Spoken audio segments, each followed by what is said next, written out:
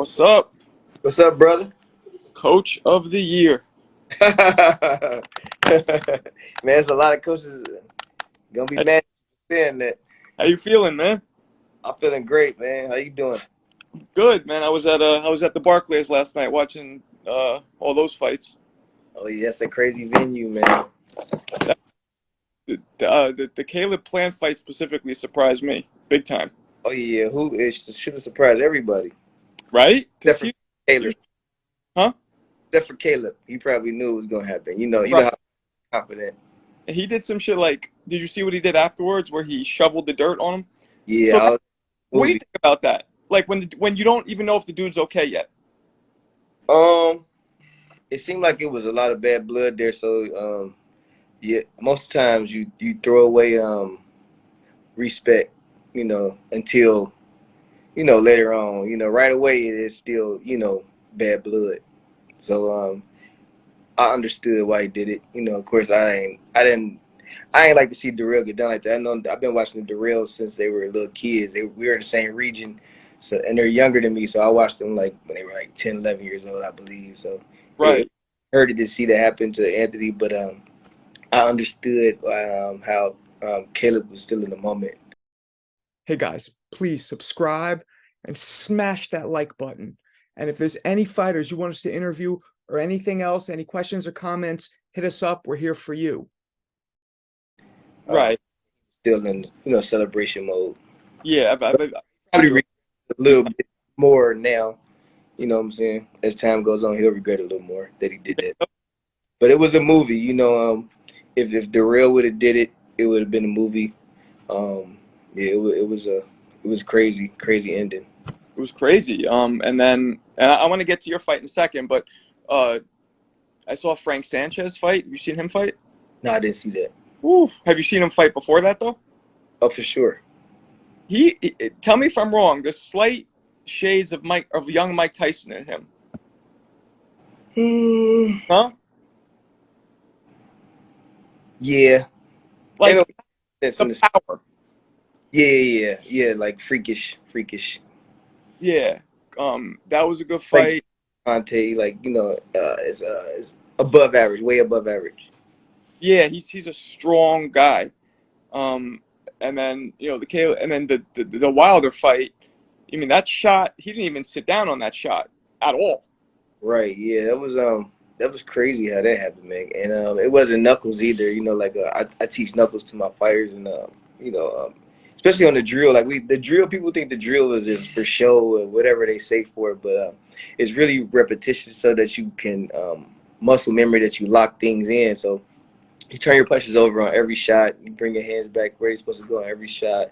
You rolling right, you slipping right, you pulling right, but you land a flat fist where you get more of an impact, better chance of dropping a person or hurting a person. And I want to say his fist was like this to the surface. Yes. He didn't even, if he would hit him like this, it would have been worse. But yeah, it was crazy that he got that much power where he don't even have to land knuckles flat.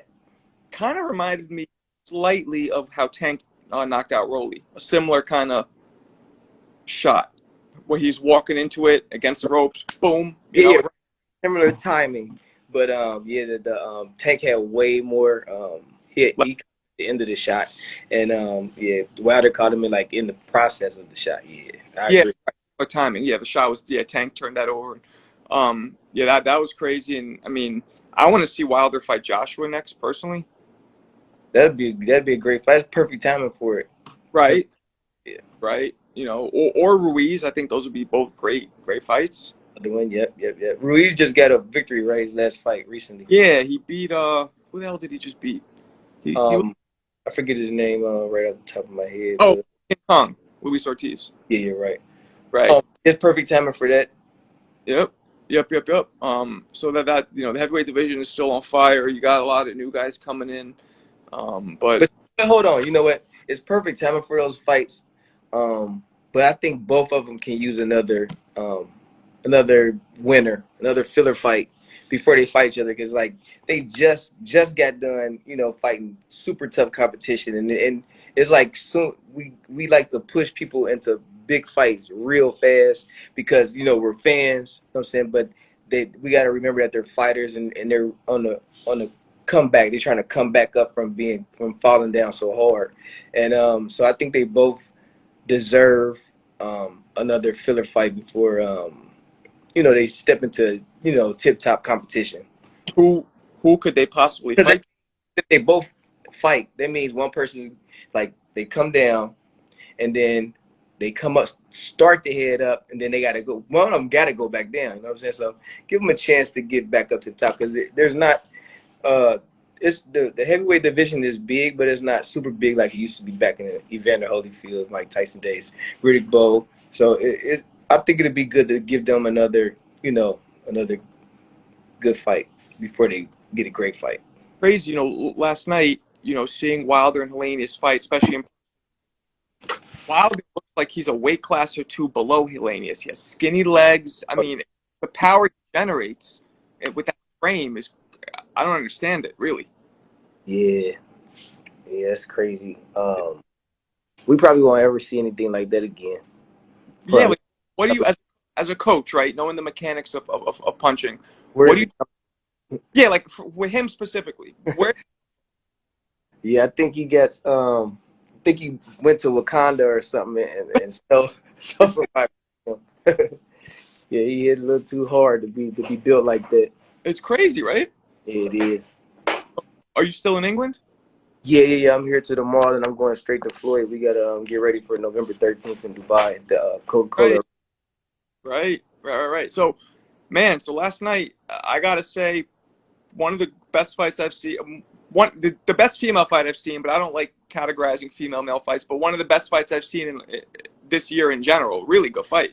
Yeah, it was. I agree, man. I ain't watched it yet on tape, but from the corner, screaming and hollering all night. It was a great fight to be at. You know what I'm saying? And yeah, I can't wait to see it on tape. That's crazy. I'm cool with Dimitri Salita. He's my boy. So I'm happy for you guys. How tall is Claressa? Rissa is, I believe, 5'9". They be getting it wrong. They be saying 5'8" and 5'7.5". I think she's 5'9", And maybe even 5'9.5". Marshall's what? And is she really about 5'11", 16 in 11. person? I want to say 11. Yeah. Okay. And so was there anything that surprised you guys, or did you pretty much expect everything? I'm not gonna lie. I'm honestly transparent. I thought that she was gonna be less durable. I thought she was gonna be softer, meaning less grit. I thought the stuff that we hit Emma Kozin with in Claressa's last fight here in Newcastle in February, that Savannah wasn't gonna be able to take it, but she withstood it, and she fought her fight until the end, and that shocked me, to be honest. And it was a great performance and a great attempt by her. I give her a shout. I didn't get to speak at the press conference. It's one of those press conferences where the coaches don't get to do the talking. It's like a promoter manager type of press conference. But that would have been the first thing I said, was that Claressa beat a great fighter. Even though you like to talk down on your opponents all week, all month, or whatever, and to build a fight. But to be honest, I don't see anybody doing what Claressa did to her ever again. She's a great number two, right up under Claressa. I don't see, she's pound for pound number two in my book, right up under Claressa. Now Claressa may be levels above her, but levels above the rest. Right. Well, to me, what surprised me the most, and I don't know if I'm sure you guys prepare for this, was the angles which Marshall was able to take her big act, because she's big, and be able, you know what I mean? Is that something you guys prepare for? Claressa boxes dudes and experienced dudes in the gym. She just doesn't box women. And with boxing guys that have a whole bunch of experience, like she even boxed Tony Harrison. I want to say about close to 20-some rounds for this fight. And he's a very experienced. He's a high level, high IQ boxer, and shifty. In the sparring, he was being shifty. So, and I don't think he knew that, Savannah was going to be shifty like that, like, almost like Loma like. And, Yeah.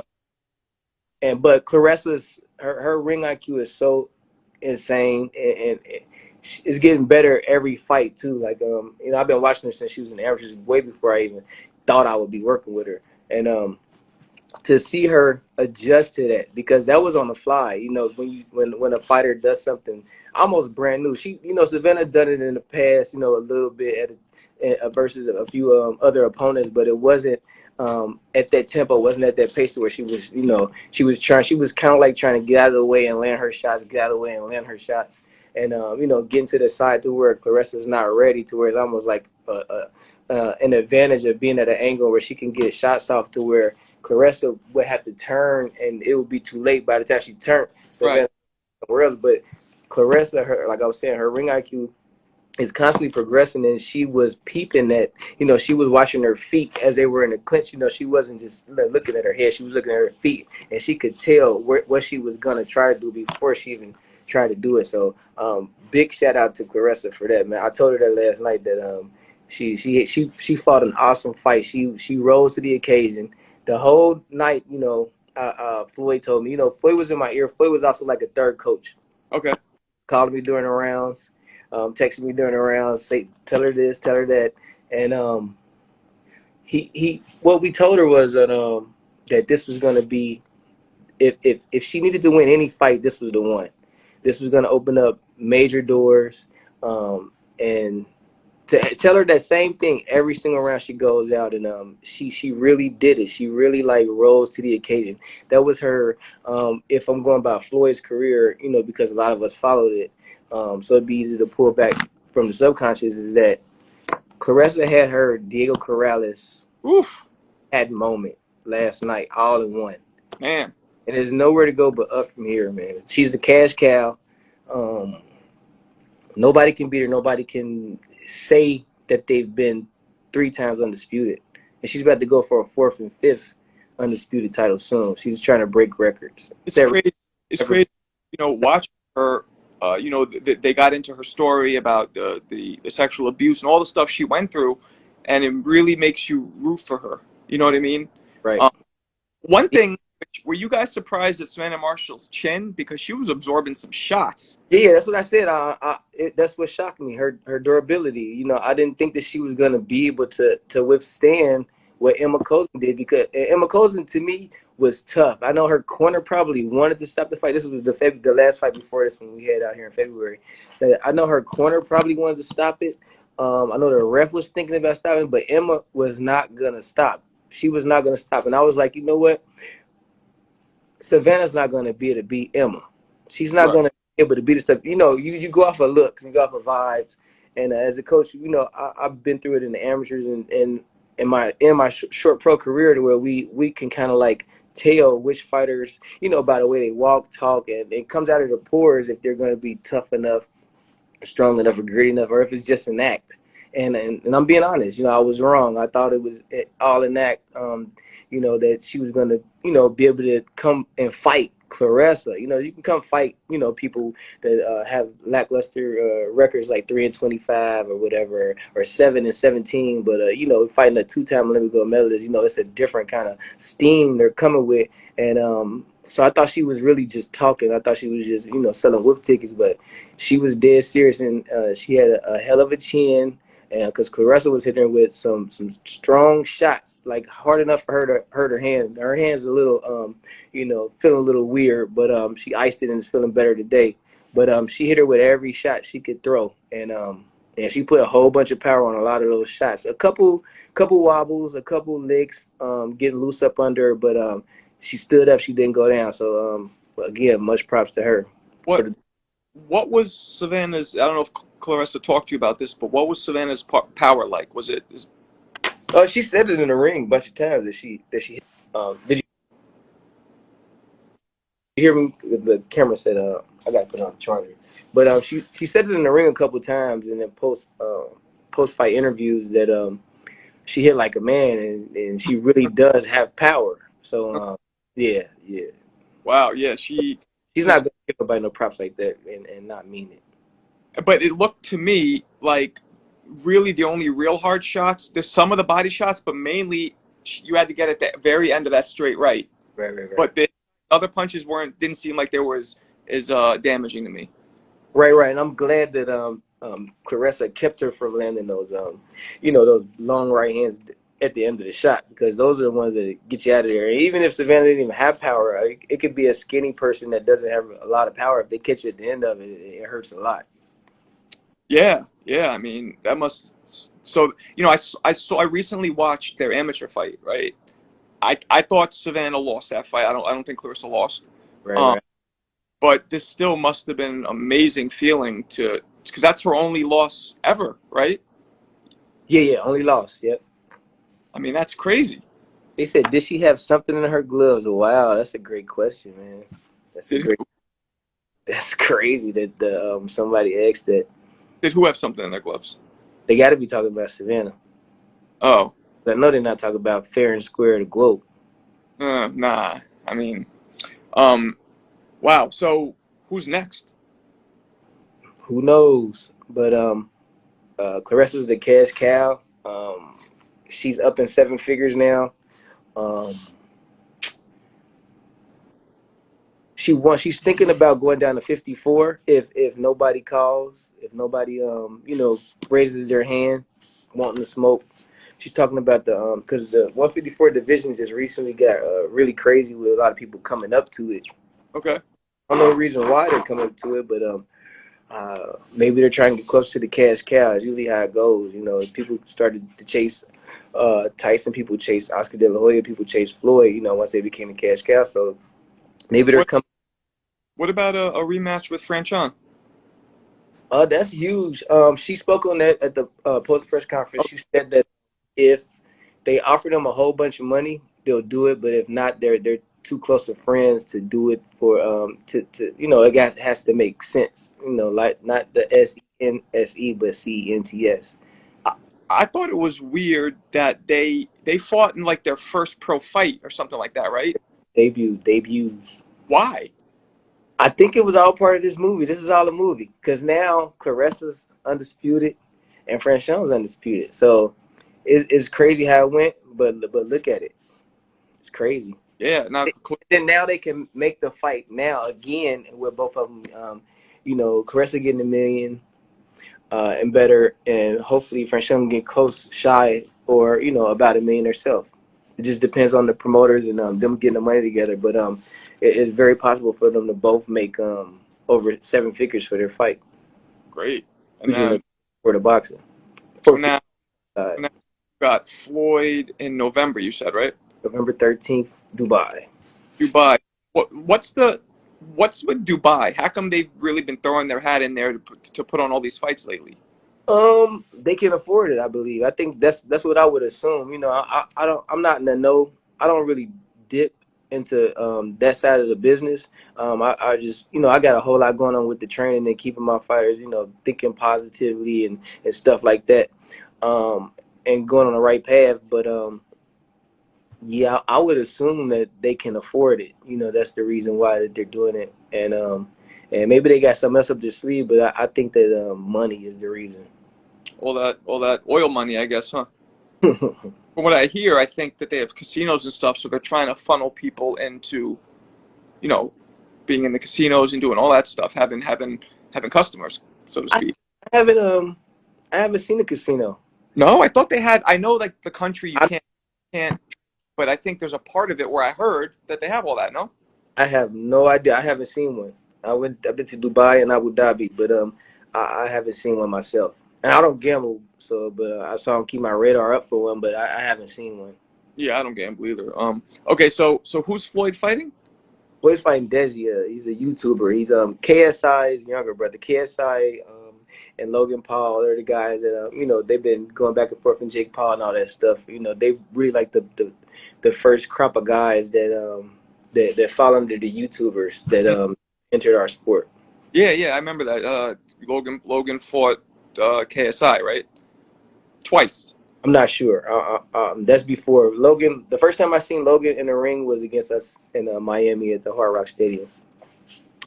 Oh, right. You were in So Floyd's I'm corner. not sure if he fought KSI, but it's a possibility. Right. Yeah, you were in the corner for that. I forgot about that. So, they've been talking about a Floyd Pacquiao exhibition. Do you know anything about that? Yeah. I know a lot about that when I think it's gonna happen soon. They just had Pacquiao come out to Japan, Tokyo, Japan for our last exhibition. They did a like a little small presser. Was it after the fight or was it before the fight?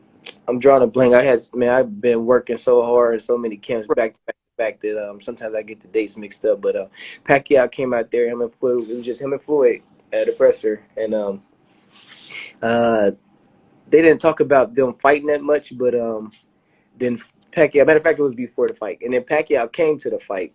Um, the Tokyo fight and sat in the crowd, maybe like ringside or something. So I think it's building up, and I don't know if Ryzen, the promoter that had the last card we fought, Asakura out there in Tokyo, but maybe they're going to have something to do with it, and that's why they had Pacquiao in attendance. So this is interesting because Floyd, for the most part, has been taking easy fights, just something to exhibition. But this would not be an easy. I mean, okay. Yeah, you got to fix that because usually we say that for Floyd because Canelo is not. You can't say easy with Canelo, but it was an easy fight. Right. That's what Pacquiao was. Diego Corrales, it was a tough ass opponent. It was a threat. He was supposed to knock Floyd out. Easy fight for Floyd. I gave Floyd, and not to get off topic, but for that fight, I gave Floyd mad props because I remember thinking to myself, why is he fighting this young guy? Like he has nothing to gain fighting this kid, except talking about Canelo, right? Yeah. Like what do you? Why? But I gave him props. That's a bigger guy, younger guy, and he beat him easy. Right. So with Pacquiao, what's making Floyd, is it the money grab? Like, why do you think he's deciding to go out of that real easy range and go into semi easy range? Well, in Floyd's head, Pacquiao was easy. We kind of like we may see it differently because we were on the edge. We were those who are Floyd fans. We were like kind of nervous, because of the matchup. Pacquiao was putting people to sleep with one shot, and like they were not waking up. They have to leave on a stretcher. So it's like just the potential of Pacquiao landing that shot on Floyd. It was like we're kind of worried. But if you actually like take that away. In hindsight, if you go watch the fight right now, you'd be like, oh, man, it was pretty easy. Pacquiao may have landed one good shot, in the whole, and it wasn't, one of those Hatton shots that he landed on Hatton and put him out. Floyd kind of went back a little bit, covered up, and then that was it. Right. Yeah. It wasn't a Mosley situation or, No. So in hindsight, it really was an easy fight for Floyd. And then Pacquiao's gotten older. Floyd gotten older, too, but Floyd is Floyd, and he's a once in a lifetime athlete, and he knows that he can prepare better than Pacquiao, and that he'll make it easy again. So he's not worried about easy to Floyd is not. We don't use the same language. Just like his broke is not our broke. So if he ever goes broke, it's probably like he has 110 million left. But our broke, we got like 1,100, and our rent is due. That's like the movie White Chicks. MC Hammer broke. Right. So this, what would the rules be the same? Like, same size gloves, same as all his other exhibitions? For Pacquiao, I would be guessing, but I would say it'll be tens. It'll both have the tens on the course, and it'll be the rules where you in exhibitions there are no winners, but Floyd just knocked out his last exhibition, his last opponent in the last exhibition in Tokyo. But he'll I don't know, he'll probably play around with Pacquiao, even if he gets him in trouble enough to stop him. He probably won't stop him unless I ask him to. Really? Yeah.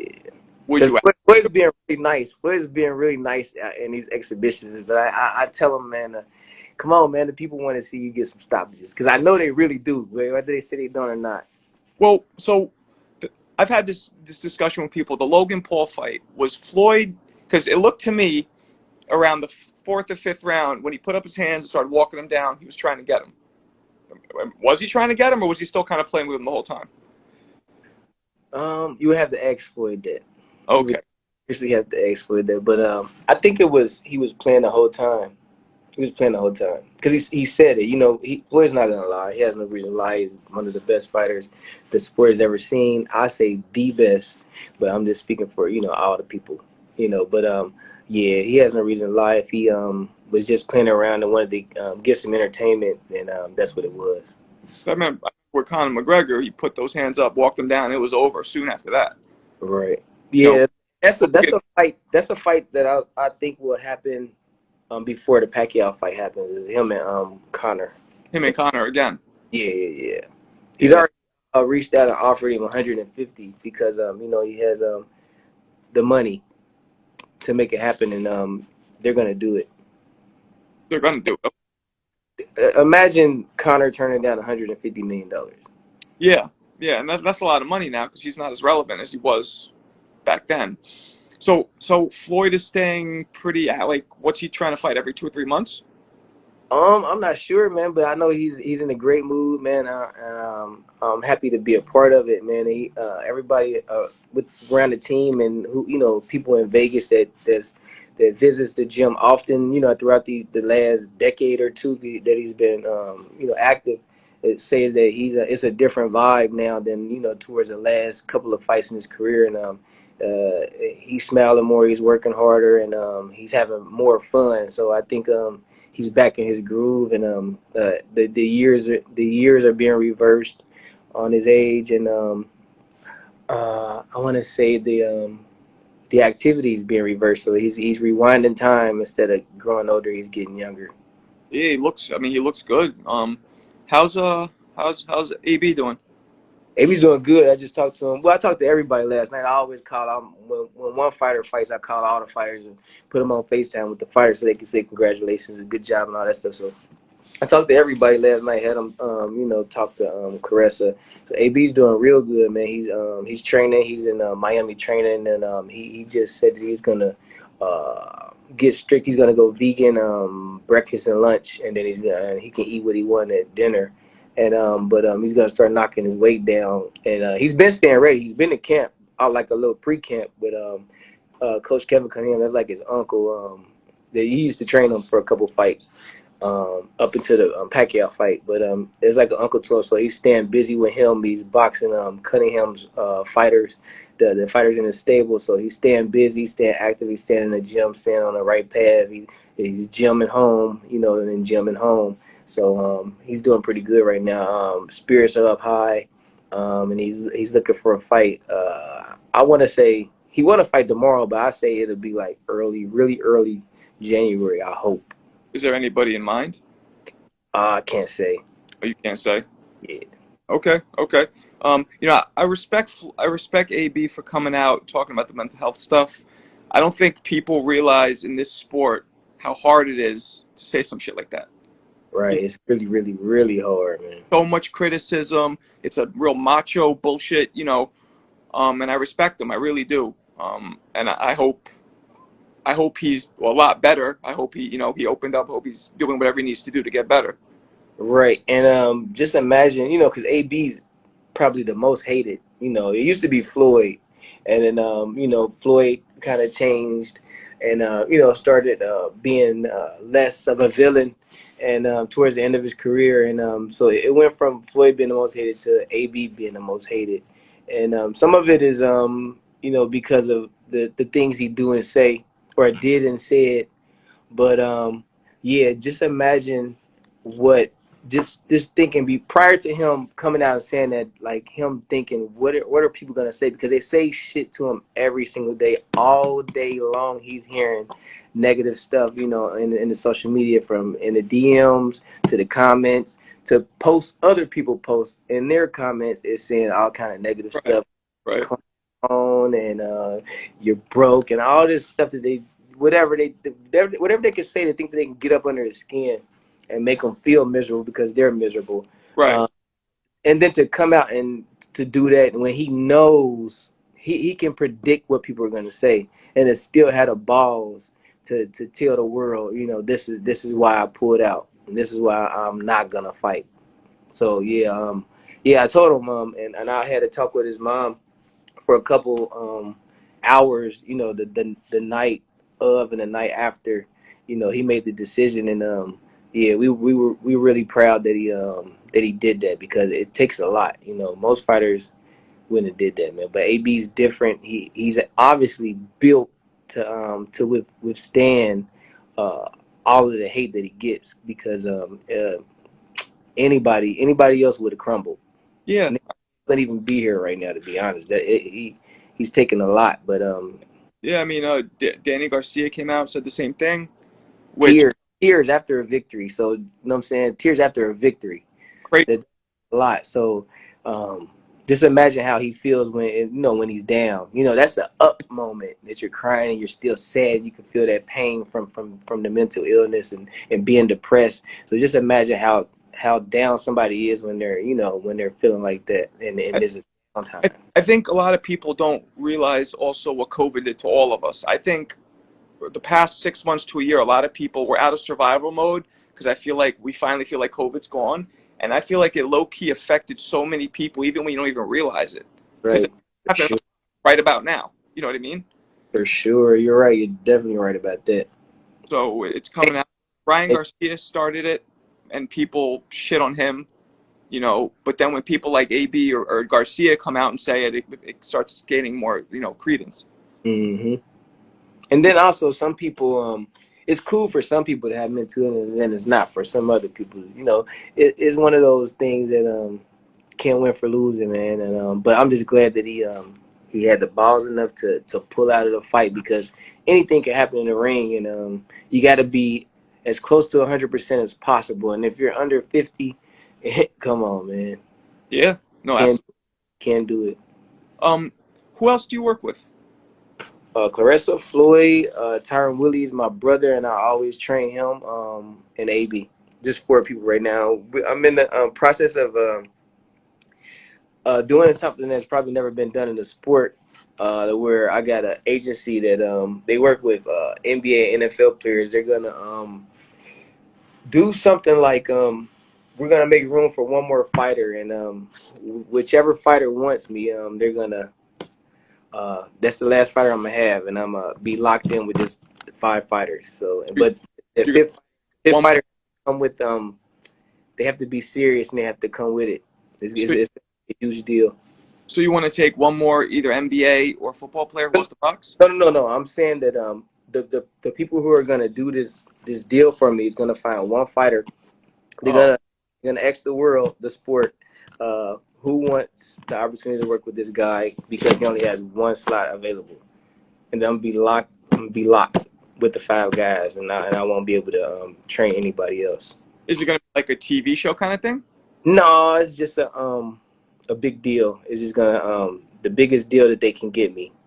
Is there anybody? I don't even know if you can answer this, but is there anybody you'd want to work with specifically?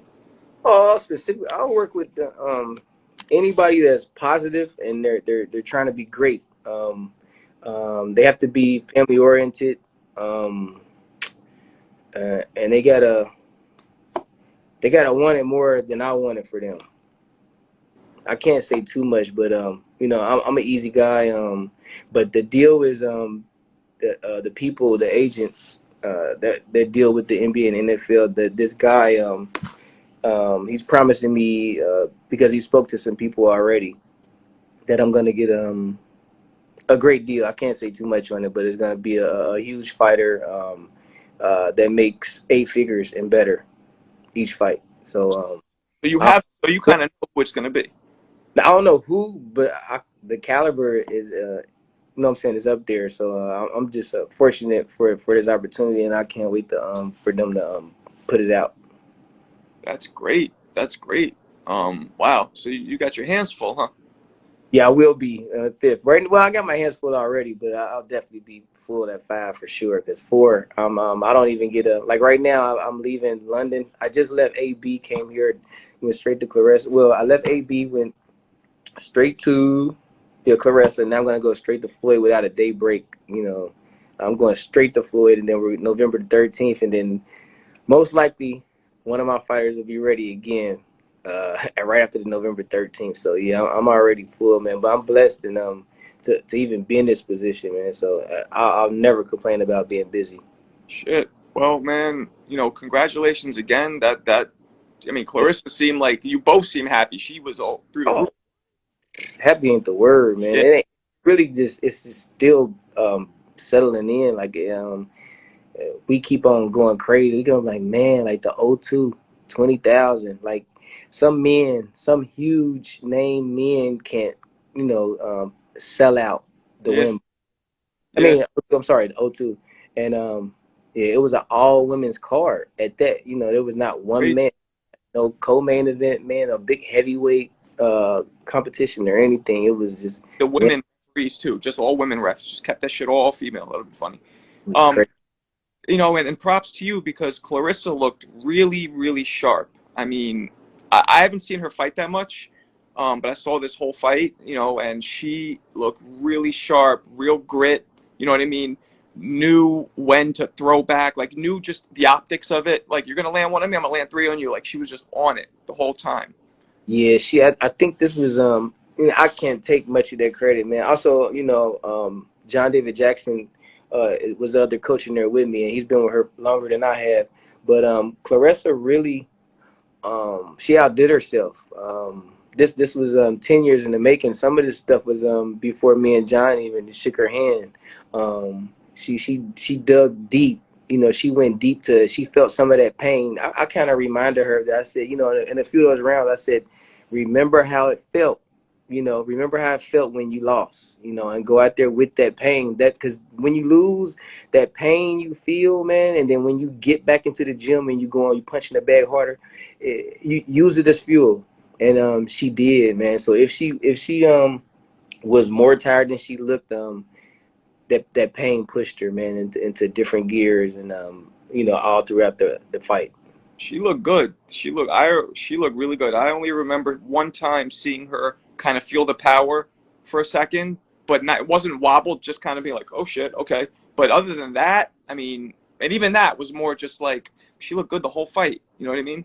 She was sharp. She was, yeah, man. She looked really, really good, and she managed to the size difference. She managed to take away Savannah's kind of reach and size and range. She kept it at Right. That's that Flint gangster in her, man. She for real, because Savannah was, like you said, bigger, stronger. She's a naturally bigger, so she probably was close to 180. damn. And Claressa probably was 67, 66, 68. But yeah, so that's a huge advantage. And some people would call that a weight bully, and to feel it, and then like, nah, okay, yeah, you're stronger than me, but feel this, I'm gonna push you back, and then okay, you push, I'm gonna push you back. So she was letting her know that she wasn't in there with no punk, even though she was bigger, stronger, badder, whatever you want to say, more knockouts. That Claressa showed her that it's gonna take way more than just those things to beat me. You're gonna need everything Yeah, to fight. yeah, and they show great sportsmanship afterwards, which I think is important. When you lose, accepting you lost, like Savannah did. You know what I mean, and that's important. And yeah, it was a great fight. Hey man, look, thanks for talking to me. I know you're busy. Let's do it again soon. Anytime, brother. Congrats again. Thanks, Marco. Peace. Thanks, brother.